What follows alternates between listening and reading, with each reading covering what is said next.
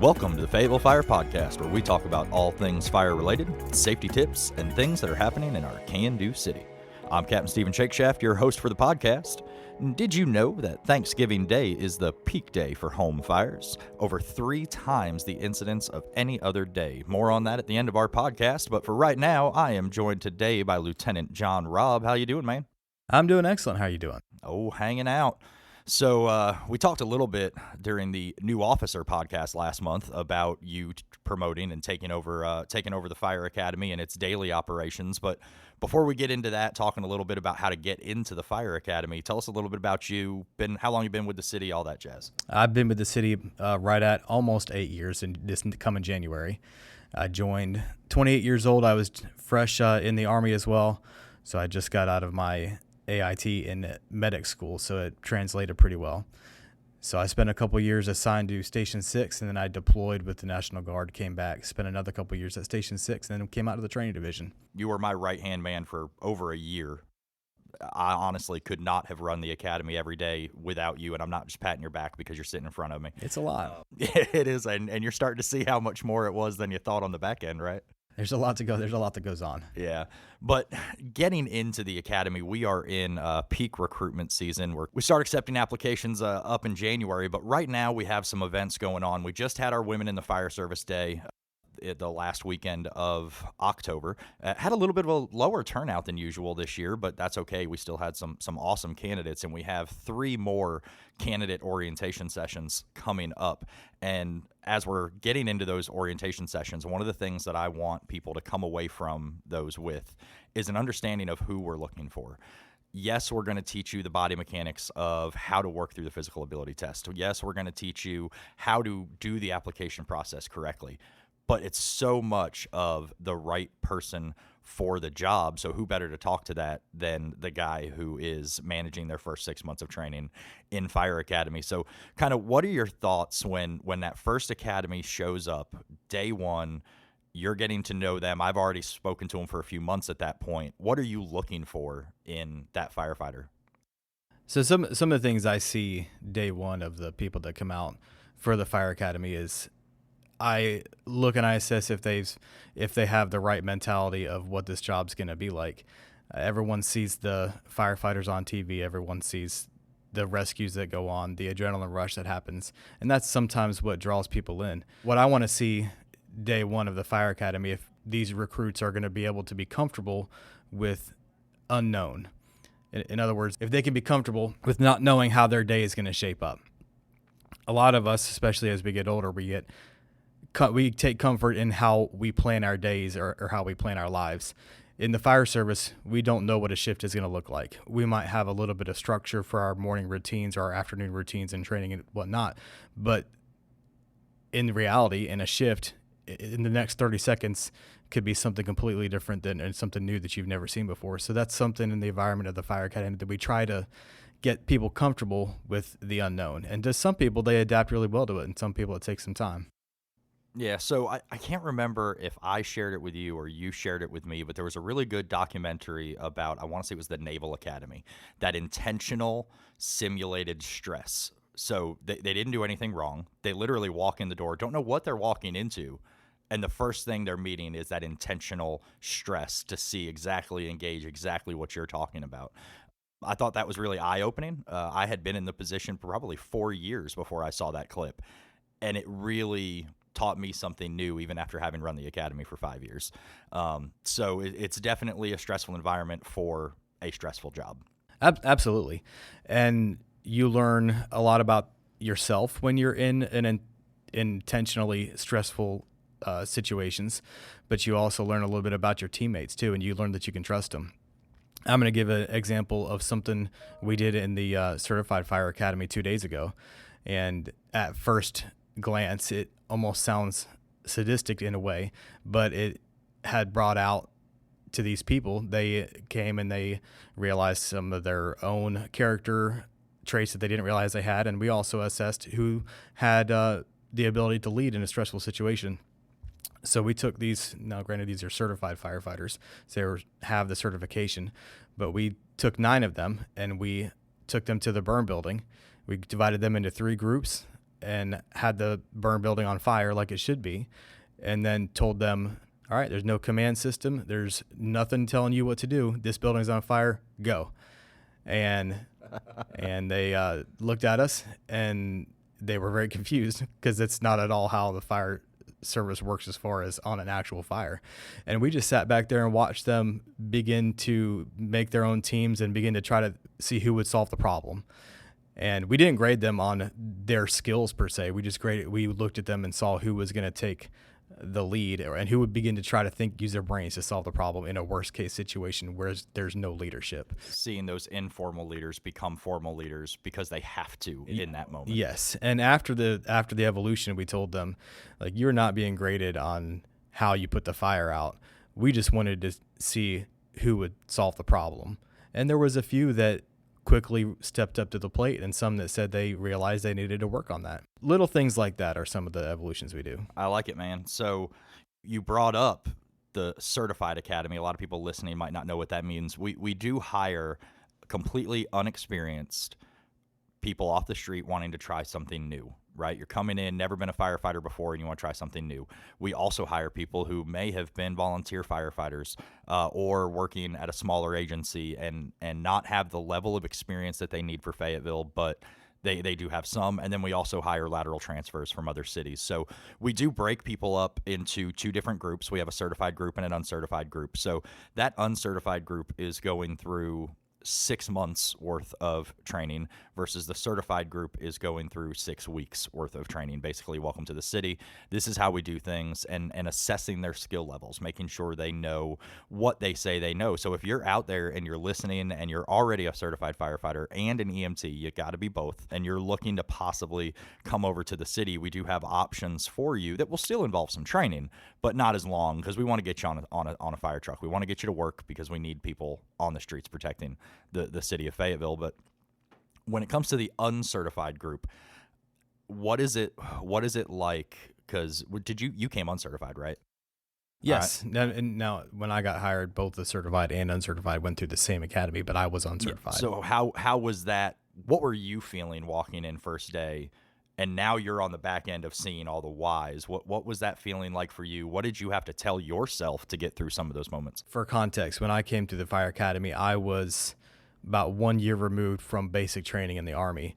So a lot of the things that I told myself coming out of basic training helped me in the Fire Academy, because I realized there are certain stresses put on you that are just there to assess if you can function under pressure.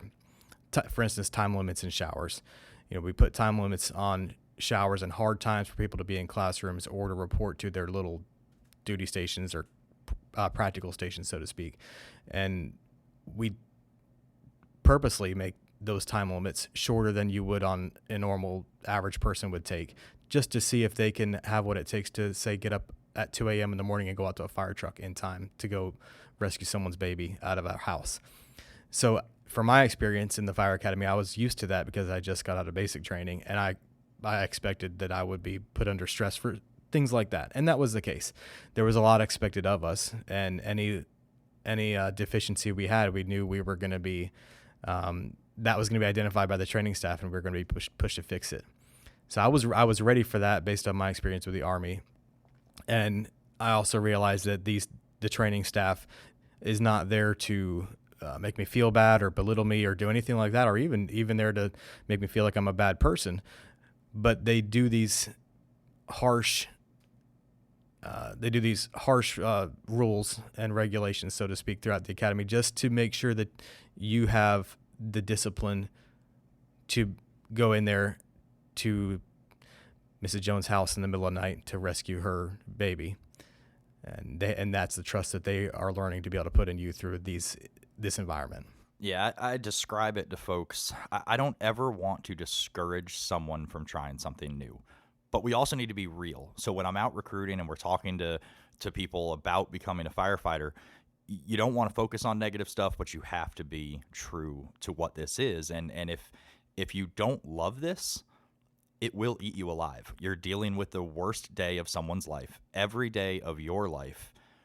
That is a stressor. It's a rewarding. My gosh, the rewards of this job are outnumbered by any means the challenges, but you have to realize that the stress of that every day, day in, day out, takes a special kind of person, and that's the right.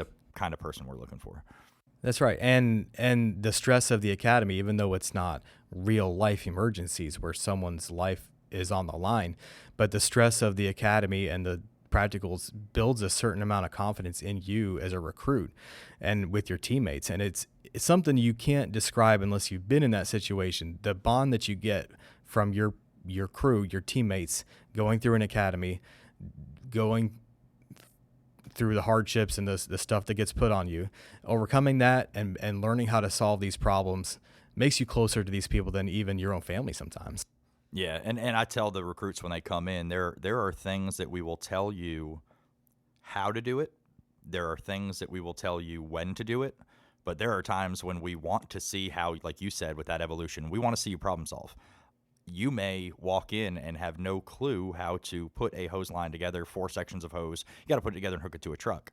I might tell you just to figure it out. And it's not because I'm trying to throw you under the bus.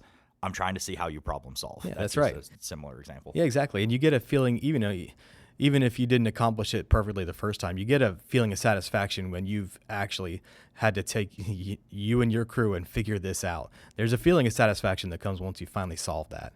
And when you see the progress you make in an academy as a recruit, when you graduate, that's a feeling unlike any other that you can describe. Just the feeling of accomplishment that you've made. Yeah. So we've talked, what they can expect when they get there, the different ways we teach and how they learn. What about preparation? So got the candidate orientations coming up, and if you're listening and you have any interest in joining the fire department, please try to attend one of these orientations so we can go much more in depth than we have in 30 minutes on this podcast. But just in a few, what can someone do to prepare for all this crazy stuff we're talking about? First, and the biggest preparation that anyone can make coming into a fire academy is more on the physical side. Getting yourself and trying to improve your physical ability every day before you get to a fire academy is going to serve you tremendously in the long run. You don't have to know anything about the fire service when you get to us, but if you're struggling on the PT side, it's going to make it harder to learn the fire stuff that we try to teach because your body is trying to catch up to where we need you at. So the more preparation you can put in now, the more PT that you can do. That if you have a personal trainer, the more that you get with them and get exercises that are tied to fire service stuff, the more preparation you can do before you start a fire academy makes it so much easier in the long run. People that come through the fire academy that are already physically in shape and able to perform, generally speaking, have a lot easier of a time because then the majority of what they're learning is on the brain side and the fire side than trying to learn the physical side and the fire side all at the same time. What about folks who may wonder, can I physically do this? I don't know myself. Can I physically do this? What the body mechanics of doing the job, can we not teach them that? We can teach them the body mechanics of doing the job. If you don't know, if someone is questioning whether they can or they cannot do it, the only advice I would say before you get to a fire academy, go and find someone or something that you can do that you can challenge yourself physically to where you get to the point where you feel like you don't have anything else to give, and then see if you can still function. Because if you're not sure if you're not sure if you can do it, if you do a PT session and you get to the point where you feel like you have to quit and you do quit and you don't push through that, then you're not going to do very well in the fire academy because we're going to push you to the point where you don't feel like you have much more to give. No, we're not going to hurt you. No, we're not going to do anything that's going to physically permanently do any damage, but we're going to take you to the point where you feel like you didn't have anything else, and we're going to see how your brain responds. So if you can find someone or something to help push you to that point before you start, and then if you can still say without a shadow of a doubt that yes, I still think I can do it, those are the type of people we can work with. Yeah. And on the mental side of it and the mentality side of it, Chief Hill, in one of the graduations, he said something that really stuck with me. All the recruits were graduating. It was their final day. They're ready to go to shift. They've completed all this training. And he says, tonight is about you. But remember, tonight's the last night that it's about you. For the next 30 years, this career is about everybody but you. So, yes, we have bills we need to pay. We have benefits that we need. But the mentality of someone who is thinking about the greater good and about serving someone else, we can usually pick those folks out pretty early in a fire academy. Absolutely. The humility that comes when you step into, and especially for the certified folks, if I'm out recruiting somebody who's been a firefighter for a while, we're looking for that humility and that servant mindset, and we can usually see it pretty fast. Not always, but usually. I mean, Absolutely. am I right? I completely agree with that. We can pretty quickly point out who's got the character that we are looking for to represent the city of Fayetteville and the fire service. So I guess kind of on the last end of it, we've talked about, what to expect in the academy, what they can do to prepare to get there. I'll keep pitching those candidate orientation sessions and keep trying to get folks out to those. But then when it's time, you finished the fire academy, and now it's time to go to shift. Give us, and we have how many folks? 28 people going to shift starting Monday? We have 26 people going to shift. 26 people starting Monday, yes. Reporting to shift for the very first time on Monday. What is the best or just the quickest thing you can think of as far as advice for someone walking into their fire station for the very first day?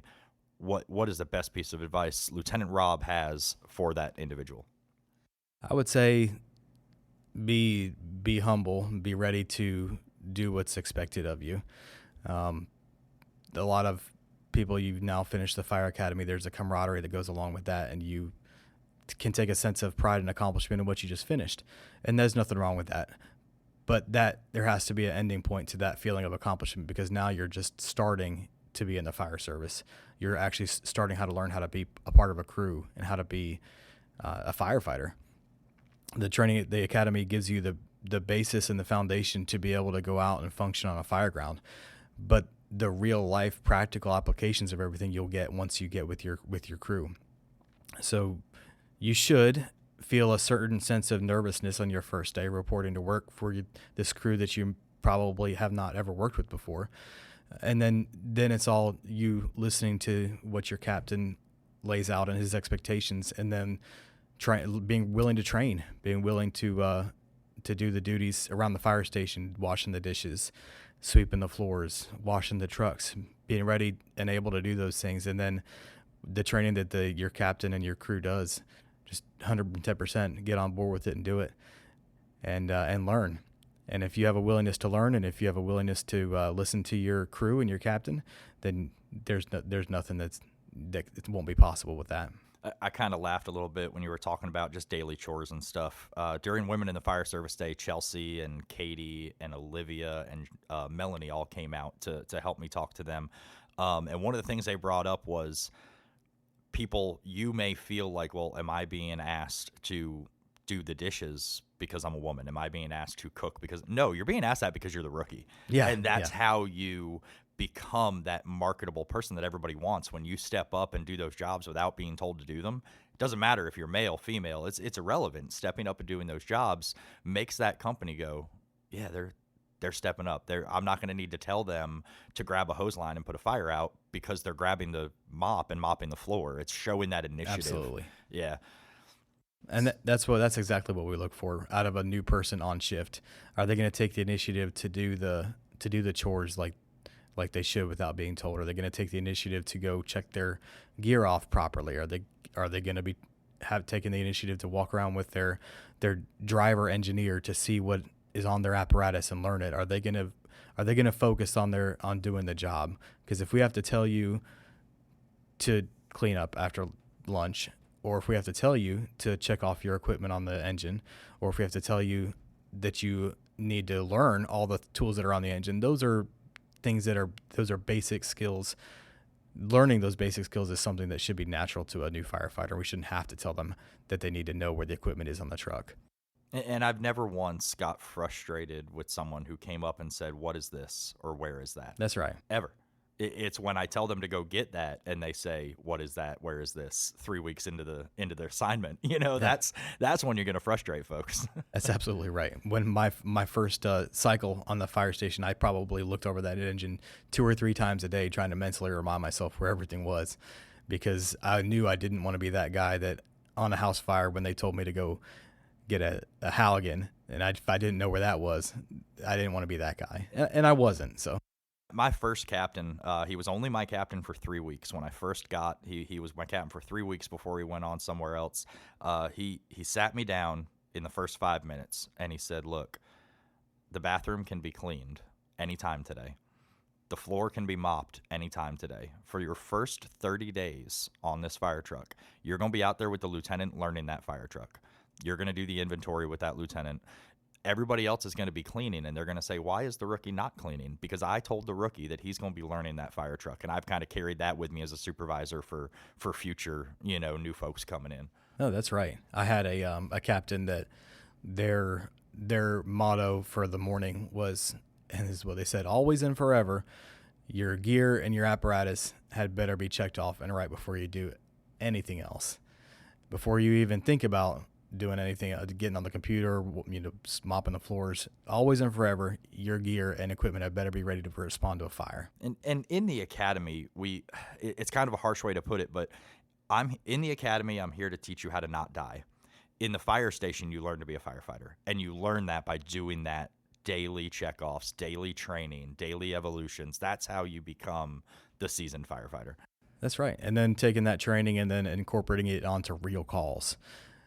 Your first actual fire, you'll feel like you learned almost as much as throughout the entire fire academy, and things will make more sense on a real fire than they do in a training evolution. But that's just real life. That's how training gets put into real life situations. That's part of the process. And when people who rode you the hardest and you felt maybe didn't like you a lot because they were riding you the hardest, when you come out of that first fire and you have that look in your eye, which could be either a look of, wow, what just happened, or it could be, holy cow, that was awesome. Either one of those looks, that person who rode you the hardest is the first one that's going to be coming up to you saying, you okay?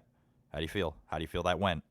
Absolutely. And talking about it, Absolutely. My the captains, even currently in the city right now, the captains that are known to be the hardest captains that expect the most out of their crews are the captains that have your back the most when it comes down to it. They expect excellence, and they expect you to do your job and do it correctly, but they're also the ones that have your back no matter who's coming after you. So thanks for coming with me today on this conversation.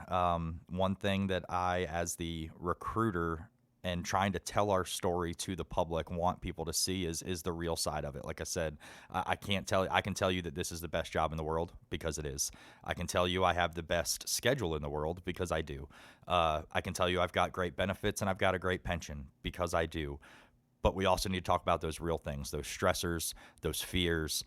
Some folks might not be able to get over those fears, and that's okay. Know who you are, and that you're walking into the right profession with the right people in the right city. Yeah, absolutely. And if you can come into the Fire Academy with an open mind, even if you have things that you are afraid of, we're going to give you the tools and the motivation to overcome those fears. And if you can use those tools and motivation to overcome what you fear, then there's nothing stopping you from being a firefighter.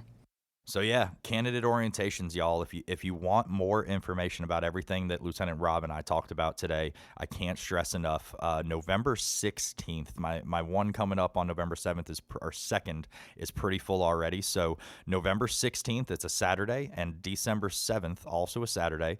Come out from 9 a.m. to 3 p.m. We'll go over the organization, who we are, what we believe, what we're looking for in our employees. We'll go over the hiring process, make sure you fill out the application correctly, make sure you check all the boxes correctly. We'll do some practice physical ability testing, figure out where you're weak, where you're strong, give you some time between now and February to work on those areas of weakness that we talked about hitting the gym. And we'll do some interview skills training. We do a board style interview format, which is very different from a one-on-one interview. Sitting down here with Lieutenant Raub, we can kind of guide the conversation and make it last as long or as short as we want. In a board interview, you don't have that opportunity. It is you sit down, you answer the same 10 questions that 300 other people are being asked, and you need to make yourself stand out. So we'll do some interview skills training and talk about how to get better at that skill of interviewing to make yourself stand out against the other candidates. So we'd love to see you at any one of those. You can reach out to me at 910-676-1716 if you have any questions or want to get registered for that. And we look forward to seeing you. So wrapping it up today, talked a little bit at the start of the podcast about Thanksgiving coming up and 3 times more likely for fire incidents. Christmas Day and Christmas Eve are second and third only to Thanksgiving Day for fires. On Thanksgiving alone, an estimated 1,610 home cooking fires were reported in 2022. So make sure while we're enjoying that time with family, LT, tell me Thanksgiving in a fire station is not the best time. I loved every single Thanksgiving I worked. I think I probably worked 3 Thanksgivings in a row at one point because B shift was on, and there was we were busier generally because he said, like Captain said, that we were running these house fires that are more frequent on Thanksgiving and things like that. But also there's a little bit of a family aspect there at the fire station. We would cook Thanksgiving dinner. Our families would all come in with the dishes and we'd set up and all of our families would sit around. So the whole crew was there with our entire families and it was almost like a family affair. So you didn't feel like you were away from your family. All the families came there, and as a crew and as with all our families, we would spend that Thanksgiving. And there's just nothing like it. Yeah. So as you're cooking that turkey this Thanksgiving, remember, stay in the kitchen, as we would say, stand by your pan. Don't try to fry turkeys in the garage. I don't care how bad the weather is. Keep that turkey fryer outside. And always, always, always have a working smoke alarm in your home so that you can be alerted if anything does go wrong. Thanks for joining us for the Fayetteville Fire Podcast. Be sure to subscribe to Radio Fayetteville on your favorite streaming platform to listen to all of our podcasts. Join us again next month, and until then, be safe, Fayetteville.